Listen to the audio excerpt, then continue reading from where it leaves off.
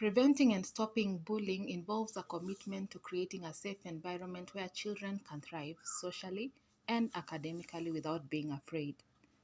Teachers, parents, and students should take the following actions in addressing bullying. Teachers and school administrators ought to be knowledgeable and observant. Teachers and administrators need to be aware that although bullying generally happens in areas such as the bathrooms, playground, crowded hallways, and school buses, as well as through cell phones and computers, especially where supervision is limited or absent, it must be taken seriously. Teachers and administrators should emphasize that telling is not tattling. If a teacher observes bullying in a classroom, he or she needs to immediately intervene to stop it, record the incident, and inform the appropriate school administrators so that the incident can be investigated. Having a joint meeting with the bullied student and the student who is bullying is not recommended. It is embarrassing and very intimidating for the student that is being bullied. Number 2, involve students and parents.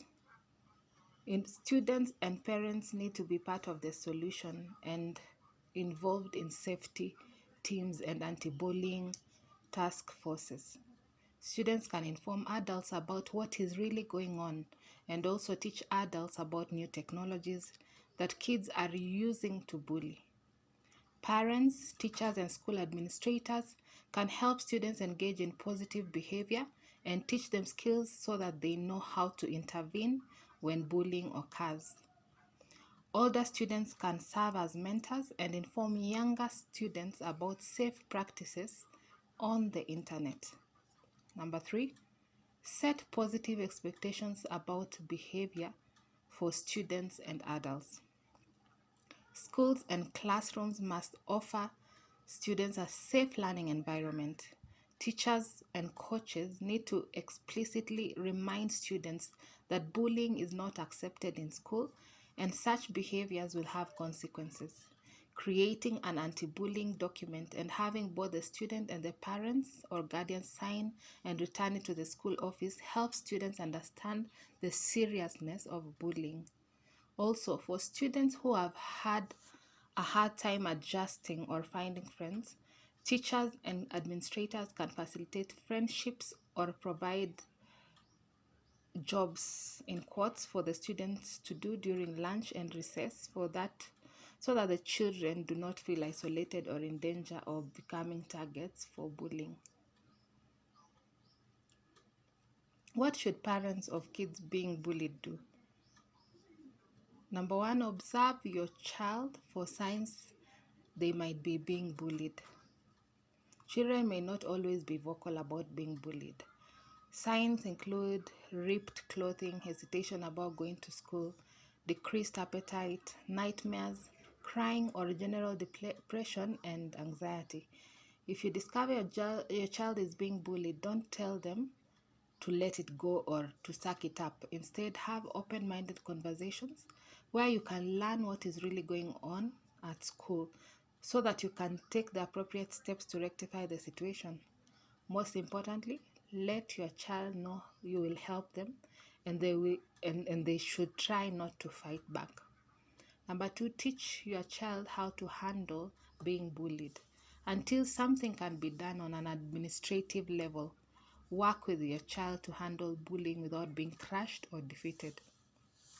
Practice scenarios at home where your child learns how to ignore a bully or develop assertive strategies for coping with bullying. Help your child identify teachers and friends that can help them if they are worried about being bullied. Number 3, set boundaries with technology. Educate your children and yourself about cyberbullying and teach your children not to spend on or forward threatening emails. Friend your child on Facebook and other social media platforms and set up proper filters on your child's computer. Make the family computer the only computer for children and have it in a public space in the home where it is visible and can be monitored.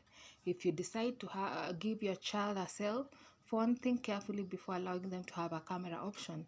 Let them know you will be monitoring their text messages.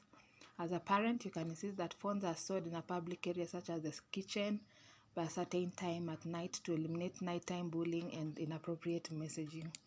Parents should report bullying to the school and follow up with a letter that is copied to the school superintendent if their initial inquiry receives no response. Parents should report all threatening messages to the police and should document any text messages, emails, or posts on websites.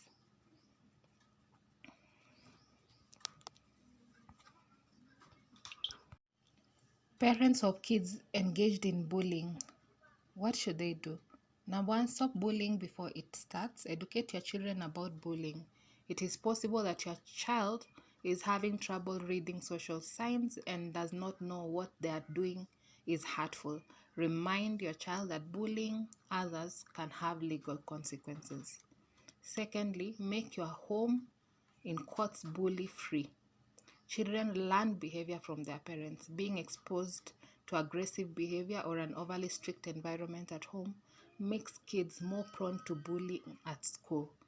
Parents and caregivers should model positive examples for their child in your relationships with other people and with them. Thirdly, look for self-esteem issues.